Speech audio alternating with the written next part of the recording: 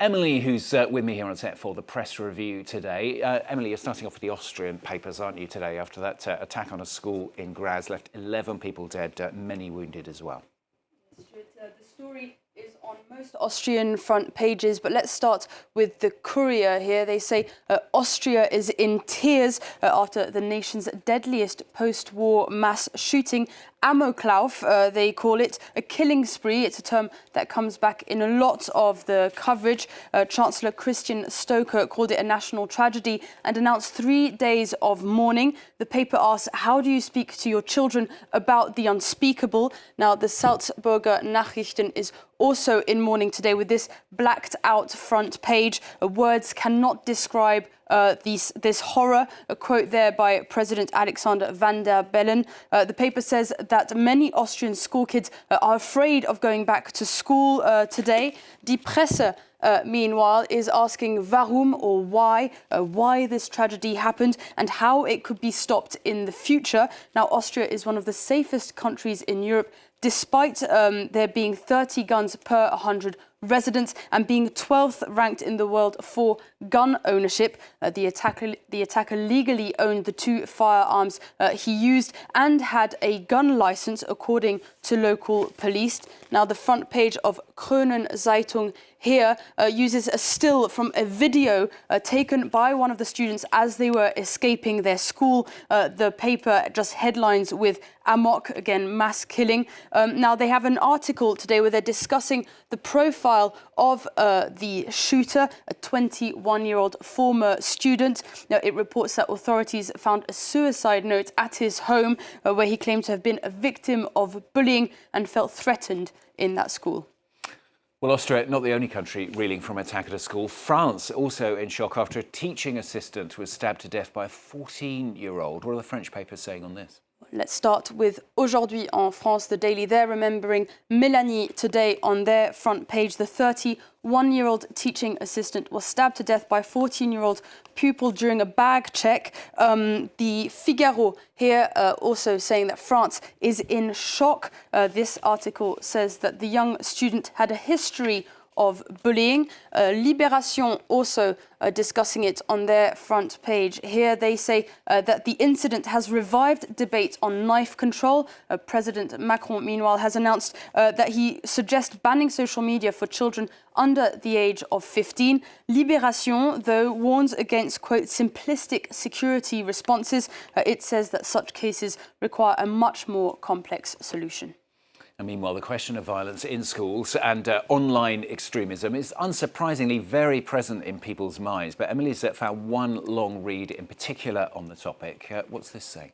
Well, this is a long read in the Financial Times today about the story of Rhianan Rudd. In 2021, Rhianan became the youngest girl in the UK to be charged with crimes of terrorism at only 15 years old. Those charges were later dropped, and authorities admitted and recognised that Rhianan was actually groomed.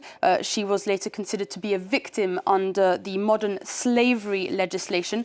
But her story is leading to a re-evaluation of how teenage radicalisation is understood. Rhianan was diagnosed with autism in her teens. Her path to far-right extremism started off with a fascination for a German character in a video game. She was later befriended and groomed by an American neo-Nazi she met online and chatted with over WhatsApp. Rhianan ended up downloading a manual on how to build a pipe bomb, threatening to blow up a synagogue, and had built a shrine to Adolf Hitler in her bedroom. After her arrest, Rhianan was placed in a de-radicalization home. Now, the program was relatively successful until she was given back access to social media. She was then drawn back into the channels which had radicalized her in the first place, and she committed suicide a few months later, aged only 16 years old. Now, the coroner's report highlighted the difference in technical literacy between teenagers and the adults who are supposed to monitor and care for them. Rhianan was able to access extremist channels without her carers realizing. Now, Rhianan's case has led to a rethink of how to deal with extremism in teenagers, and investigators are encouraged to approach vulnerable teens as victims of grooming rather than terrorists.